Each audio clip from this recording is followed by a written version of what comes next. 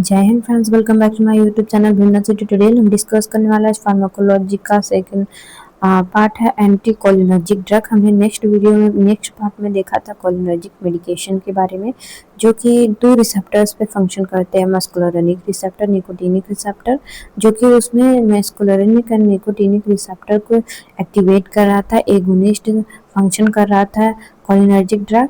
इसमें anti cholinergic वही मस्कुलरिनिक वही निकोटिनिक रिसेप्टर जो थे उसको एगोनिस्ट जो कर रहा था उसको एंटागोनिस्ट करेगा, इट मीन इनहिबिट करेगा उन रिसेप्टर्स को। जो न्यूरोट्रांसमीटर्स थे एसिटिलकोलिनर्जिक एंजाइम जो था इसका जो ट्रांसमिट कर रहा था नर्वस सिस्टम को, पैरासिम्पैथेटिक नर्वस सिस्टम्स को, उसको ये ब्लॉक्ड करेगा। ये मेडिकेशन क्या करेगी कि वहाँ नर्वस सिस्टम तक पहुँचने नहीं देगी जो एसिटिलकोलिनर्जिक का फंक्शंस है।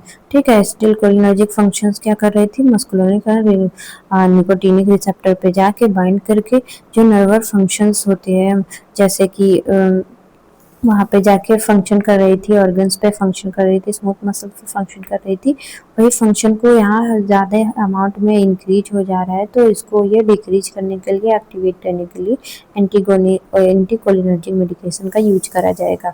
ओके, तो ये जो हमारा पार्ट रहेगा, या बोल सकते हैं कि ये जो टॉपिक रहेगा, the most important topics of the medications.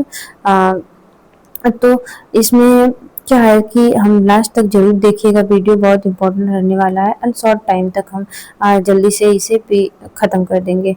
ठीक है, ओके, तो let's start the video. First हम एंटीकोलिनर्जिक ड्रग का इंट्रोडक्शन देख लेते हैं। Anticholinergic drug are the medications. Anticholinergic drug एक ऐसा मेडिकेशन होता है जो ब्लॉक करता है किसको, एसिटिलकोलिनर्जिक को। जैसे हमने बताया एसिटिलकोलाइन को क्या करता है कि ब्लॉक करता है, जो कि न्यूरोट्रांसमीटर है। ओके, और न्यूरोट्रांसमीटर हमने जैसे बताया कि ये जो न्यूरोट्रांसमीटर होता है टू रिसेप्टर्स पे फंक्शन करता है, जैसे मस्कुलरिनिक रिसेप्टर्स एंड निकोटिनिक रिसेप्टर। हमने नेक्स्ट पार्ट में जरूर दसा है, जाके आप देख सकते हैं। ओके, तो इस रिसेप्टर्स पे जो फंक्शन कर रही थी एसिटिलकोलिनर्जिक ड्रग, जैसे कि ये हो गया रिसेप्टर निकोटिनिक या मस्कुलरिनिक रिसेप्टर, तो ये जो आएगी न्यूरोट्रांसमीटर एसिटिलकोलिनर्जिक यहाँ आके बाइंड करेगी, किसके थ्रू आएगी, जो कि ये नर्व ट्रांसमीटर है, नर्व ट्रांसमीटर के थ्रू आएगी, बाइंड करेगी। बाइंड करके जो फंक्शन कर रही थी मसल्स पे, नर्वस सिस्टम्स पे, तो वो फंक्शन को इस एंटीकोलिनर्जिक जो ड्रग होता है उसे रोक देता है, उस फंक्शन को। ओके, तो इसका मेन इंट्रोडक्शन यही है कि जो एसिटिलकोलिनर्जिक न्यूरोट्रांसमीटर है वो मस्कुलरिनिक एंटागोनिस्ट कर देता है, या मान सकते हैं कि जो रिसेप्टर्स होते हैं उनको ब्लॉक्ड कर दिया जाता है एंटीकोलिनर्जिक ड्रग देके। ठीक है, जो फंक्शंस होते हैं मस्कुलरिनिक और निकोटिनिक, तो वो स्टॉप्स हो जाते हैं। मैकेनिज्म ऑफ एक्शन, क्या क्या एक्शन करता है मैकेनिज्म ऑफ एक्शन, तो एंटीकोलिनर्जिक जो ड्रग होता है कम्पिटेटिव इनहिबिटर मस्कुलरिनिक, ये कम्पिटेटिव इनहिबिट कर देता है मस्कुलरिनिक रिसेप्टर्स को। ये थेरेपी प्रिवेंटिंग करता है एसिटाइल को, जो कोलिन होता है एसिटिल कोलिनर्जिक, जिससे बताया था एसिटिल कोलिनर्जिक को ब्लॉक्ड करके फॉर बाइंडिंग, किससे बाइंड करता है, reducing by sympathetic nervous system. Parasympathetic nervous system में उसमें जो एक्टिविटी चल रही थी वो हाइपर हो जाती है, या बोल सकते हैं वो एक्टिविटी जो पैरासिम्पैथेटिक नर्वस सिस्टम के इम्पल्सेस जो होते हैं वो हाई हो जाते हैं, तो उसको रिड्यूस करने के लिए ये दिया जाता है। नर्व इम्पल्सेस को रिड्यूस कर देती है एंड लीड करती है इफेक्ट टू सच एज, जैसे कि लीड करेगी, इंक्रीज करेगी हार्ट रेट। उसमें क्या था, हमने देखा था कि एंटी कोलिनर्जिक मेडिकेशन में क्या था, हाइपोटेंशन में नहीं दिया जा रहा था। ओके, उससे सॉरी हाइपोटेंशन में दिया जा रहा था। अगर एक्सेसिव अमाउंट में हाइपोटेंशन में दिया जाएगा तो वो पेशेंट कोमा या डेथ कर जाएगा। ठीक है, तो उस कंडीशंस में वो हाइपोटेंशन के लिए दिया जा रहा था। अगर इंक्रीज कराना है ब्लड प्रेशर तो ये मेडिकेशन एंटीकोलिनर्जिक मेडिकेशन दी जाती है। ठीक है, डिक्रीज करते हैं सिक्रेशंस, जो सिक्रेशन एक्सेसिव कोलिनर्जिक में हो रहे थे, एंटीकोलिनर्जिक में क्या होता है कि सिक्रेशन को डिक्रीज कर दिया जाता है, जैसे सलाइवेशन हो गया, स्वेटिंग हो गया, म्यूकस में सिक्रेशन हो गया, ये सब रिड्यूस करा दिए जाते हैं।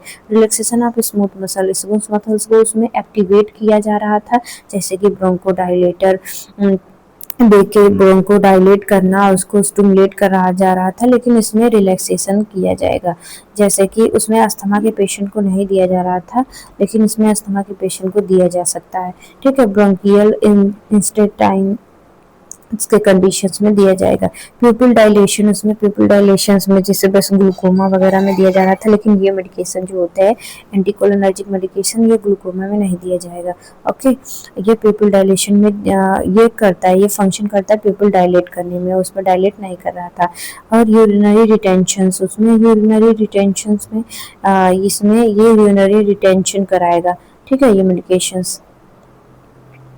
ओके, थेराप्यूटिक यूज्ड, क्या क्या यूज्ड होते हैं इस मेडिकेशन के किस किस पार्ट में या क्या क्या यूज होते हैं, तो हम बता दें कंडीशंस क्या होना चाहिए। ब्रेडिकार्डिया, ब्रेडिकार्डिया की कंडीशंस में एट्रोपिन दिया जाता है। Example, for example motion sickness, अगर मोशन सिकनेस है आपको स्कोपोलामाइन दिया जा रहा है, स्कोपोलामाइन।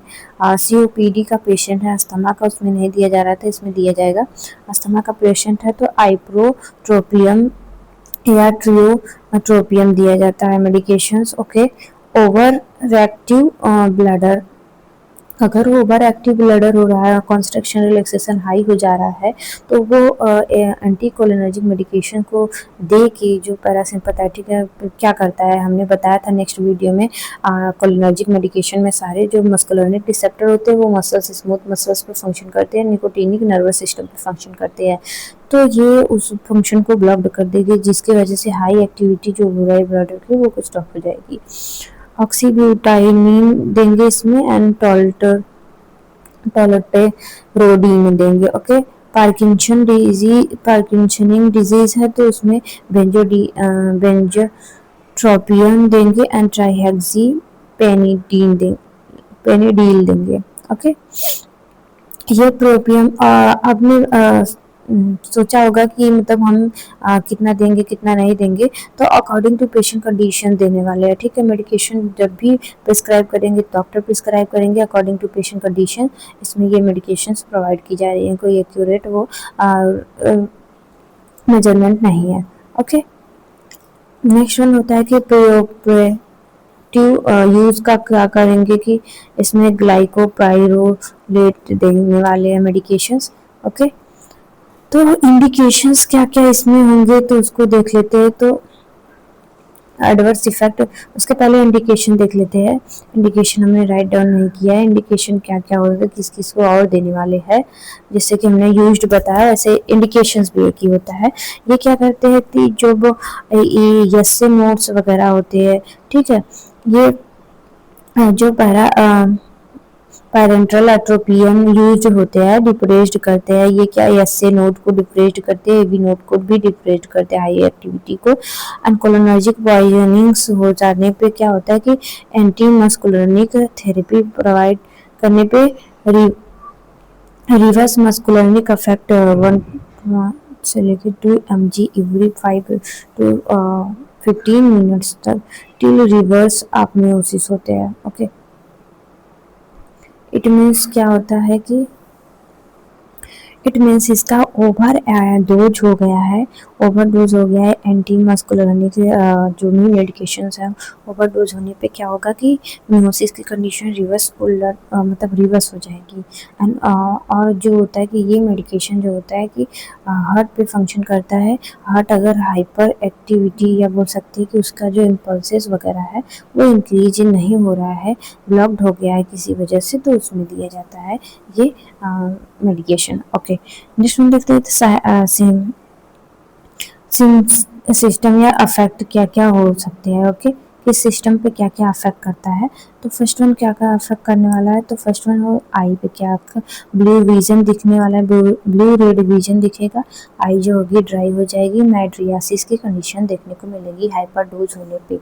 ओके, तो माउथ में क्या देखने को मिलेगा, तो ड्राई माउथ देखने को मिलेगा, स्किन में डिक्रीज स्वेटिंग्स एंड फ्लूसिंग जो होगा वो डिक्रीज हो जाएगा, हार्ट में ट्रैकीकार्डिया देखने को मिलेगी।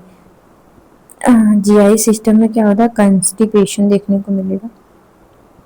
सेंट्रल नर्वस सिस्टम में क्या होगा, कंफ्यूजन्स, मेमोरी लॉस, हेलुसिनेशंस, ये ओवरडोज लेने पे ये सब प्रॉब्लम्स देखने को मिलेंगी।